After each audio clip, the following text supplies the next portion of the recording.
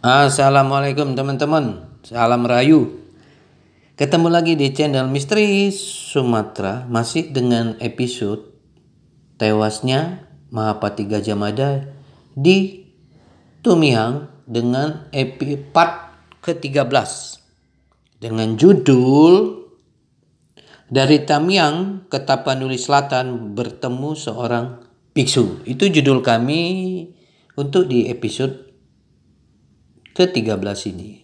Oke, teman-teman, kalau bisa teman-teman bisa mendengar ini dari seri pertama ya sampai ke 12. Ya, mau nggak mau memang harus Anda menonton seri itu karena kisah yang kami bangun ini, yang kami ceritakan ini hasil observasi kami dari 2016 sampai 2024. Itu pun mungkin akan lanjut lagi sesudah break beberapa waktu. 9 tahun di kawasan itu, teman-teman ya. Jadi tidak bisa ini diceritakan seperti Anda membaca sebuah buku-buku. Oke, jadi ini hasil-hasil apa yang kami lakukan selama ini harus kami buat secara bertahap. Oke, di episode lalu kita sudah mendengarkan bahwa ada keterkaitan tentang kemungkinan diduga bahwa Mahapati Gajah Mada menggunakan suatu kekuatan kesaktian dari yang namanya sekte Hindu-Buddha Bhairava Tantra. Oke, teman-teman kalau bisa nonton dulu di episode berikut ya, yang lalu ya, supaya teman-teman ngerti. Karena kita tewasnya Mahapati Gajah Mada di Tumihang itu, kita berbenturan dengan agama yang dianutnya, yaitu Hindu-Buddha. Anda kan belum ngerti apa ilmu dia dipakainya, nggak ada kan. Blank semua selama ini kan nggak nampak, teman-teman. Tapi kita melakukan observasi selama 9 tahun itu tahap demi tahap terbuka dan saling terkait. Bagaimanapun kita harus masuk, kami harus masuk ke sisi Hindu dan Buddha yang dianutnya, khususnya ajaran sekte Bhairava Tantra. Oke, nanti di link deskripsi kita berikan apa itu sekte Bhairava Tantra, suatu kekuatan kesaktian yang luar biasa yang dulu banyak dimiliki raja-raja di Nusantara ini, terutama yang kuat-kuat ya teman-teman, karena bagaimanapun itu nggak bisa dibohongi teman-teman. Oke, jadi kemungkinan besar Mahapati Gajah Mada menggunakan kekuatan gaib dan kebatinannya itu dari kesaktiannya itu dari Bhairava Tantra. Nah, seperti kami ceritakan di episode yang lalu bahwa karena kami sudah observasi di kawasan itu, ada hal-hal gaib yang selalu keluar dari tempat itu di hari-hari tertentu dan masyarakat selalu melihat itu. Dan itu di malam hari dan tidak terduga, tapi masyarakat sudah mengetahui itu dan itu sebenarnya tertutup, tidak semua orang mengetahui. Tapi kalau Anda pelan-pelan ke situ mereka akan membuka satu-satu karena kami butuh waktu 9 tahun kalau masyarakat menceritakannya. Dari kisah itu kita mengetahui bahwa kemungkinan besar itu dia menggunakan kekuatan Bhairava Tantra. Diduga. Itu pun karena kami bisa memberikan sebuah asumsi yang berduga karena kami mempunyai mentor dulu seorang biksu di Tapanuli Selatan. Nah, kita masuk ke sisi Tapanuli Selatannya. Oke, teman-teman. Di video ini kami gambarkan kunjungan kami dulu. Ini dari 4 orang ini ada seorang utusan dari sebuah kementerian dan dia juga yang membuka jalan ke Tumihang dahulu kala di tahun 2016. Nah, ini pertama kali kami dulu ke Padang Lawas Utara. Jadi sesudah kami mendapatkan tugas dari sebuah kementerian, tugas kami pertama itu memang ke sana gitu teman. Di awal-awal 2016, di tengah dan di akhir kami masuk ke Tumihang gitu aja. Kalau kami pikir sekarang ya mungkin itu saling terkait ya teman-teman. Dah, awal bertemu kami itu dulu kami ketemu seorang biksu di sini di Tapanuli Selatan. Dan ini namanya kawasan percandiannya ini Candi Bahal, Bahal 1, Bahal 2, Bahal 3. Dari seorang biksu lah kami bahwa dari Bahal 1, Bahal 2, Bahal 3 itu ada satu candi yang super sakti dan bisa banyak memenuhi permintaan. Nah, bagi orang Hindu, mereka sering ke sana dan mempercayainya. Ya, bagi kita yang beragama non-Hindu dan Buddha nggak percaya itu hak diri masing-masing ya, teman-teman. Tapi kami atas petunjuk biksu ya kami dari 3 sandi ini kami sudah mengetahui mana yang titik kunci. Ya itu kita ikuti aja ya kan. Kan tidak salahnya juga ya kan, teman. Orang namanya sekalian berkunjung ke candi melihat, apa salahnya kita berdoa di situ. Gitu aja ya teman-teman. Tapi dari 3 candi itu mana yang sesuai petunjuk bisu itu ya kami tidak bisa publikasikan di sini ya teman-teman. Tapi ini adalah bukti dokumentasi kami 2016 awal. Oke, ini berkunjungnya itu dari 4 orang ini ada dari utusan kementerian dan juga dari sebuah dinas pariwisata, kepala dinas pariwisata di tempat ini. Ini namanya kawasannya ini di Kota Gunung Tua. Sekarang Kota Gunung Tua, dulu ini kan Tapanuli Selatan. Oke teman-teman, ini di Gunung Tua. Jadi Candi Bahal 1, 2, 3 itu di Gunung Tua, Kabupaten Padang Lawas Utara. Ya 10-15 jam tergantung jalan lah kalau dari Medan. Oke, dari Pekanbaru juga bisa, sama aja sih jaraknya. Kalau dari Pekanbaru juga segitu juga. Kalau dari Medan ya 12 jam gitulah, tergantung situasi jalan. Oke ya teman-teman, jadi ini adalah bukti bahwa kami dulu pernah ke Candi Bahal 1. Nah seperti kita ketahui bahwa percandian di Tapanuli Selatan ini ya, ini luas loh teman-teman. Kalau teman-teman mengetahui candi-candi di sini, sebenarnya imbang-imbang loh sama di Jawa. Jadi teman-teman di Jawa jangan berpikir kalau candi-candi di Jawa itu yang paling besar. Oh tidak, beda teman-teman. Di kawasan ini besar. Oke, konon ada 1000 candi di sini teman-teman. Itu mulai dari Gunung Tua, pesisir sampai ke Natal sana teman-teman. Jadi ini dulu kawasan percandian dan dari aliran Hindu Buddha yaitu Bhairawa Tantra Heruka. Kita harus menjelaskan. Jadi ini dulu aliran Bhairawa Tantra Heruka. Jadi percandian di sini itu modelnya dulu yaitu Heruka. Bhairawa Tantra ya berhubungan dengan darah, daging manusia, minum darah, ya begitu-begitulah teman-teman. Sebenarnya kita tidak agak sungkan juga mempublikasikan itu. Tapi di sebelum candi ini ada namanya Candi Pulo. Candi Pulo itu tempat persembahan teman-teman. Jadi ya motong bayi lah, manusia lah, persembahan dibakar lah. Pokoknya Anda ikut aja nanti link di deskripsi bagaimana aliran Bhairawa Tantra itu. Sebenarnya aliran Bhairawa Tantra itu kuat loh, keras. Jadi dia punya kekuatan gaib, kesaktian yang luar biasa teman-teman. Jadi kita nggak terlalu heran begitu kita mendapat informasi dan mempelajari dari sisi sudut pandang agama Hindu dan Buddha, kita bisa melihat bahwa memang Mahapati Gajah Mada itu kuat teman-teman. Teman-teman, Mahapati Gajah Mada itu nggak manusia sembarangan teman-teman. Karena dia butuh 7 panglima untuk menaklukkannya dan itu juga bukan pertarungan yang gampang. Nanti kita akan ceritakan itu ya teman-teman. Kami ingin mengajak membuka wawasan teman-teman bahwa kita harus mempelajari juga dari sudut pandang agama Mahapati Gajah Mada dan kekuatan gaibnya, kesaktiannya itu. Banyak orang tidak mengetahui itu kan. Tapi efeknya sampai sekarang itu ada. Masyarakat mengetahui efek itu. Bagaimana mungkin kita tidak boleh melihatnya kan, mengetahuinya, mempelajarinya. Efeknya itu dirasakan masyarakat itu. Sehingga masyarakat di sana pun lebih baik merahasiakannya. Itulah kenapa susah diungkapkan. Apalagi di kawasan itu konfliknya ampun-ampun. Nah, kami selalu berkonsultasi ke kawasan ini dengan seorang biksu di Padang Sidempuan tepatnya ya teman-teman ya.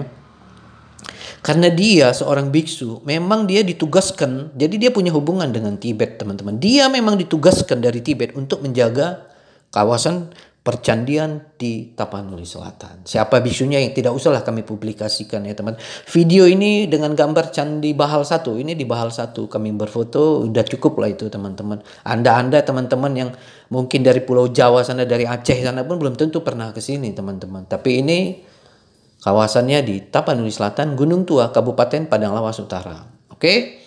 Jadi teman-teman harus mengerti juga ya ini ya, karena ini kawasan juga dari aliran Bhairawa Tantra Heruka. Jadi ini suatu candi yang dibangun ya boleh kami bilang dengan kekuatan darah lah. Oke, itulah kadang-kadang kita bisa mengerti kenapa pengaruhnya itu sebenarnya masih ada sih. Cuman kita tidak usah publikasikan karena kita ingin melihat bahwa kekuatan-kekuatan gaib dari kesaktian zaman dulu itu nggak boleh main-main teman-teman. Karena tumbalnya juga nggak main-main loh teman-teman. Kan Anda bisa lihat kisah bagaimana Bhairawa Tantra, Heruka dan yang lainnya. Oke ya teman-teman, jadi ini masih jadi peninggalan purbakala loh teman-teman. Oke, teman-teman bilang oh ada sebagian pihak enggak lah ajarannya lebih lembut ya. Itu kan asumsi Anda sekarang. Tapi kami kan sudah ke sini, ke Tapanuli Selatan. Anda kalau malam kekuatannya itu masih keluar loh teman-teman. Jadi kalau orang di sini yang menjaga-jaga itu kekuatan dia dulu itu masih keluar loh teman-teman. nggak main-main loh teman-teman ya. Jadi ya dia bagi kita melihat kalau udah tumbalnya darah, itu darah itu kan panas teman-teman. Biarpun jatuh dia ke bumi dia akan panas teman-teman. Itu teman-teman harus mengerti dari sudut pandang agama Hindu dan Buddhanya, khususnya di sekte ini ya teman, Bhairawa Tantra. Tidak semua seperti gitu Hindu Buddha. Jadi Hindu Buddha itu kayak agama kita masing-masing juga, ada aliran-alirannya. Demikian juga dalam Hindu dan Buddha alirannya ada, ya ini aliran kerasnya ya ini sekte Bhairawa Tantra, dan di Tapanuli Selatan ini Heruka. Oke ya teman-teman, seperti di video kami sebelumnya bahwa peninggalan sejarah purbakala tentang Bhairawa Tantra di Nusantara ini kan ada banyak teman-teman ya.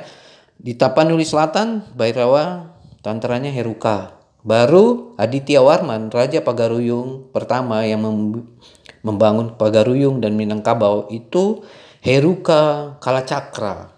Nah, Aditya Warman, Raja Kertanegara di Singosari, dan juga kemungkinan Gajah Mada itu mereka menggunakan kekuatan Bhairawa Kalacakra. Oke, di Bali juga ada, yaitu Bhairawa Bima itu. Jadi dia 3 lah itu teman-teman. Teman-teman nanti di link deskripsi mungkin lebih jelasnya. Anda tonton juga ke situ ya. Habis dari video ini teman-teman tonton bagaimana kekuatan Bhairawa Tantra yang hebat loh teman-teman. Nggak bisa dipungkiri. Kami melihat efek tertanamnya jasad Gajah Mada itu punya efek loh. Efeknya ada gitu sampai sekarang. Nah itu yang banyak gak disadari orang, kenapa dia tidak melihat dari sudut pandang Hindu dan Buddhanya. Nah kami selalu konsultasi, kami terlalu sering dari Kuala Simpang Tamiang ke Medan, dari Medan kami ke Gunung Tua dan ke Padang Sidimpuan teman-teman, dan kami konsultasi. Oke, dulu memang keras ada, sekarang mungkin sudah lembut, tapi orang-orang tertentu tetap mempelajarinya gitu aja. Oke teman-teman, itu kita harus mengerti ya, kita jangan terlalu munafik loh teman-teman. Kalau kita mau mempelajari Mahapati Gajah di Tumyang itu, Anda harus mempelajari dari sudut pandang Hindu dan Buddha. Kalau nggak ketemu kami aja harus konsultasi bolak-balik ke Padang Sidimpuan loh teman-teman. Ini adalah foto ini adalah sebuah bukti bahwa kami pernah ke kawasan candi di Padang Lawas, Tapanuli Selatan, yang berairan Bhairawa Tantra Heruka. Oke, jadi teman-teman, itu saya bilang, kenapa kami bisa dapat mengerti, karena kepala biksu itu ditugaskan dari Tibet untuk menjaga kawasan Bhairawa Tantra yang di Heruka ini, yang di Padang Lawas Utara ini. Teman-teman, catatan perkomplek percandian di Padang Lawas ini, di Tapanuli Selatan, itu dokumen resmi dan catatannya ribuan tahun. Teman-teman tahu nggak disimpan di mana? Di Tibet. Dari beliau, kepala biksu inilah, untuk kawasan inilah kami bisa mendapatkan informasi itu. Ternyata dokumen itu disimpan di Tibet. Makanya dia lebih mengetahui tentang kekuatan Bhairawa Tantra Heruka di Padang Lawas. Coba bayangkan teman-teman. Kalau nggak ada kami bertemu dulu dengan beliau, mungkin kami nggak akan bisa mengerti dengan apa yang terjadi di Tumihang. Oke teman-teman, banyak yang dilakukan kepala biksu di Tapanuli Selatan ini untuk menjaga semua situs di percandian di Tapanuli Selatan. Nah, kalau di Jawa yang namanya ada Taman Nasional Bromo, Semeru, Tengger. Nah, di sini ada juga teman-teman di kawasan percandian yang ribuan itu, namanya adalah Taman Nasional Barumun. Nah, kalau teman-teman tahu di Tapanuli Selatan pasti tahu itu Taman Nasional Gunung Barumun. Itu besar, luas. Itu semua kota-kota di Tapanuli Selatan itu di bawah kaki Taman Nasional Gunung Barumun gitu ya kan teman-teman. Jadi itu yang perlu kami sampaikan, bahwa disitulah komplek percandian yang banyak. Nah biksu ini ditugaskan dari Tibet untuk menjaga itu, karena dokumen seluruh candi-candi di Tapanuli Selatan ini yang beraliran Bhairawa Heruka, yaitu disimpan banyak di Tibet. Nah itulah kami akhirnya berkonsultasi, sehingga dari konsultasi selama ini sama beliau biksu itu kami mengetahuinya. Karena apa yang terjadi di Tumihang gini teman-teman, kan masyarakat selalu menceritakan, selalu timbul itu dari bawah tanah itu di tempat yang diduga badan Gajah Mada itu ditanam. Ingat, oke ya. itu suka timbul teman-teman. Nah di kawasan ini hal yang sama suka melakukan hal sama. Itulah kenapa sang biksu bisa mengerti. Itulah kekuatan Bhairava Tantra. Nah di tempat ini juga teman-teman. Teman-teman tahu, dari 3 candi ini drone nggak boleh lewat di atas teman-teman. Nggak bisa lewat drone, pasti jatuh. Begitu kan. Banyak hal-hal gaib di tempat ini, dan penduduk di sekitaran Tapanuli itu sebenarnya sudah tahu sih hal-hal gaib di tempat ini. Iya. Tapi kan karena sudah berubah agama ya, oke, sudah banyaknya, udah hampir 90% mungkin Tapanuli Selatan sudah muslim semua, banyaknya pesantren. Jadi hal-hal seperti itu kan tidak dipercaya gitu. Tapi hal-hal itu banyak hal-hal gaib teman-teman di komplek percandian, dan kami kan sudah banyak mengunjungi candi-candi di sini teman-teman sebelum kami ke Tumihang. Oke, dari Gunung Tua ini kalau Anda nanti menuju kota di Sibuhuan, itu ada candi lagi teman-teman. Aduh, ampun candi sini. Itu juga punya kekuatan gaib. Candi Singkolon lah, wah banyak banget lah. Teman-teman, kami paham banget nih kawasan ini. Nah, kadang-kadang kami berpikir-pikir kenapa dulu kami bertugas ke sini dulu loh, teman-teman. Dulu ditugas dari sebuah kementerian tuh kami ke sini dulu loh.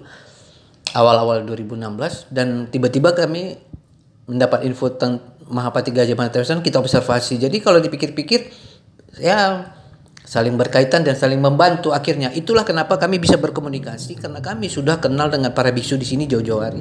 Begitu ada benturan di Tumihang, apalagi dia berbaur Gajah Mada, kami langsung konsultasi sama dia. Itulah kenapa pelan-pelan kita bisa mengerti dari sisi agama Hindu Budanya. Kalau teman-teman nggak pakai ini, nggak akan dapat teman-teman. Sulit sekali. Apalagi aliran Bhairava Tantra ini, itu bukan ilmu main-main teman-teman. Nggak sanggup ngadapi kalau satu-satu teman-teman. Gajah Mada bukan kaleng-kaleng. Itu bolehlah kami ucapkan, Mahapati Gajah Mada bukan kaleng-kaleng teman-teman. Tidak semua manusia di Nusantara itu bisa menguasai kekuatan Bhairava Tantra ini. Nggak semua, karena itu juga nggak kaleng-kaleng teman-teman. Oke ya, teman-teman bisa memahami ya. Jadi kita berurusan dengan kekuatan kesaktian yang tidak main-main teman-teman. Gak sanggup kalau hanya satu orang menghadapi Mahapati Gajah Mada. 7 panglima aja itu tidak semudah membalikkan telapak tangan teman-teman. Nanti kita infokan di episode berikut. Yang penting Anda teman-teman sudah melihat ya, bahwa kami di Tumihang, kami itu berurusan ke Sidimpuan, Gunung Tua ini. Ini rute. Selama ini kan kami nggak pernah menceritakan ini ya, karena kita juga kan nggak mau. Sebenarnya kita kan nggak mau mempublikasikan ini. Tapi karena perintah dari senior mentor arkeologi di Sumatera Utara untuk dibuka, ya kita buka. Gitulah ceritanya teman, apa dokumen ini akhirnya bisa kita sampaikan sama teman-teman. Oke ya, teman-teman coba bayangkan. Dari Tumihang, Aceh Tamiang, kami harus bolak-balik ini rute ini. Sebelum nanti kami ceritakan kami dari sini kami harus ke Candi Singosari, ke Gunung Semeru. Nah, oke ya teman-teman ya.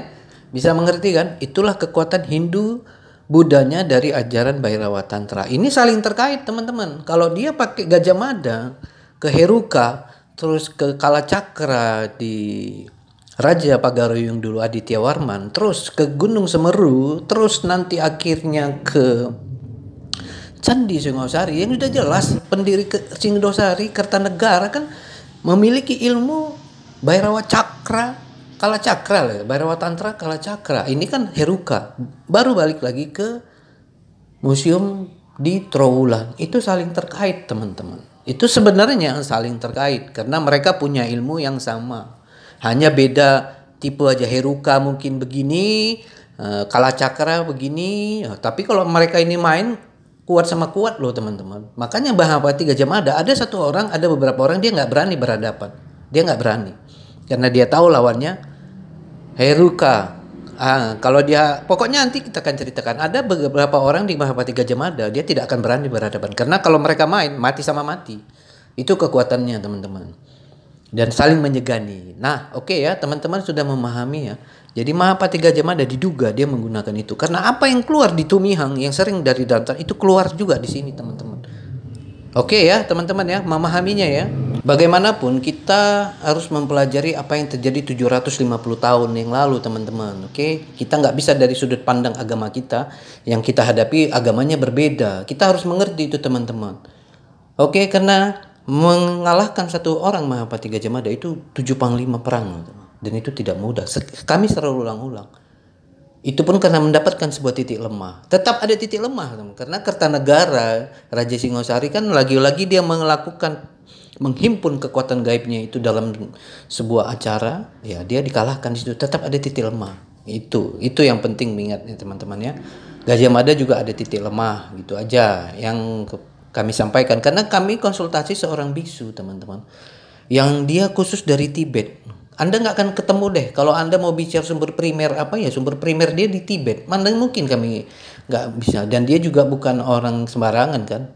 Karena kami beberapa kali diajak ke tempat yang belum pernah kami jumpailah, tapi reruntuhan dari kawasan di Barumun ini gitu, Taman Nasional Barumun, di tempat candi-candi yang jauh ke pedalaman itu. Akhirnya kami bisa mengetahui ini begini, ini begini ya. Dari situ kita mengetahuinya. Makanya apa yang terjadi, kekuatan gaib yang sering keluar di sana yang masyarakat cerita itu di sini juga ada, teman-teman. Oke ya, teman-teman, sebenarnya itu hal yang biasa bagi masyarakat di tempat ini, tapi karena sudah beda agama ya dianggap angin lalu aja.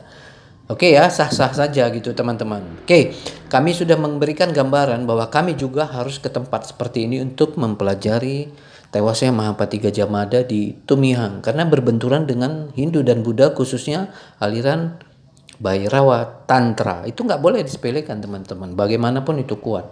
Sampai dia tewas, kami bilang itu masih punya efek ke kawasan itu. Oke ya, teman-teman, itu yang perlu kami sampaikan, teman-teman, bahwa jangan Anda berpikir bahwa di Sumatera Utara tidak ada percandian ya di ujung ini. Ini percandian yang super sakti sebenarnya. Peninggalan dari percandian Padang Lawas, karena dia masih punya efek sampai sekarang. Efeknya itu ya negatif ada, positif ada. Oke, jadi itu yang perlu kami sampaikan, teman-teman, bahwa apa yang kami lihat di Tumihang, tempat itu kami bisa membandingkan di sini, dan kami dimentori seorang bisu, kepala bisu yang khusus menangani pencandi itu, diutus khusus pengawasan dari Tibet. Jadi Anda jangan makanya saya bilang dari awal, jangan kita mengandalkan sumber primer aja yang Anda pegang di Pulau Jawa sana. Di sini nggak punya Anda sumber primer itu. Sumber primer Padang Lawas Utara ini sumber primernya ada di Balai Arkeologi Sumatera Utara. Kan makanya kita tidak bisa hanya mengandalkan satu sumber primer.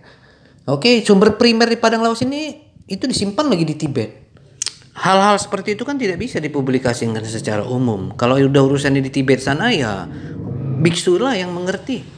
Begitu kan, teman-teman ya. Balai mungkin tidak bisa mengetahui. Kalau balai arkeologi kan kalau udah berbenturan dengan kekuatan gaib, mereka tidak akan masuk ya, teman-teman. Ingat ya, penelitian dari balai arkeologi kalau sudah di berbenturan gaib, mereka tidak akan masuk. Itu bukan ranah lagi, karena dia lebih cenderung ke peninggalan sejarah. Nah, kalau sudah berurusan dengan agama, apalagi Bhairawa Tantra seperti ini, ya itu urusannya udah ke biksu. Nah, itu beda ya, teman-teman ya. Itu kita memahaminya, dan hal-hal seperti ini kan tidak mungkin dipublikasikan secara umum sama biksu itu, kan nggak ada guna juga ya kan. Itu ajaran agama mereka. Kalau nanti dibuka berarti nanti dibilang kita mengajarkan agama Hindu dan Buddha, ya serba salah kan. Lebih bagus mereka untuk mereka saja, itu sah-sah aja ya, teman-teman ya. Ingat ya, teman-teman, di Nusantara ini orang-orang hebat yang mempunyai kekuatan Bhairawa Heruka ini nggak main-main ya. Jadi teman-teman juga harus mengerti itu dari ajaran mereka. Anda kan bisa mengetahui kenapa ajaran Bhairawa Tantra dalam Hindu dan Buddha ini sekte ya. Sekte ini ya, bukan semua agamanya itu, ini sekte yang agak keras, begitu kuat. Anda kan bisa tahu di video nanti kita lihat bagaimana dia menghimpun, butuh darah, butuh makan daging manusia, wah itu memang powernya. Kita akuilah, teman-teman, sekarang aja orang kalau menuntut ilmu sudah berhubungan dengan darah aja kuat, apalagi seperti pola ini. Dan teman-teman gini ya, kita jangan munafik ya dengan pola-pola seperti ini ya. Teman-teman harus tahu juga ini, teman-teman ya. Kita jangan terlalu munafik ya. Orang sekarang juga banyak pakai pelet ya kan.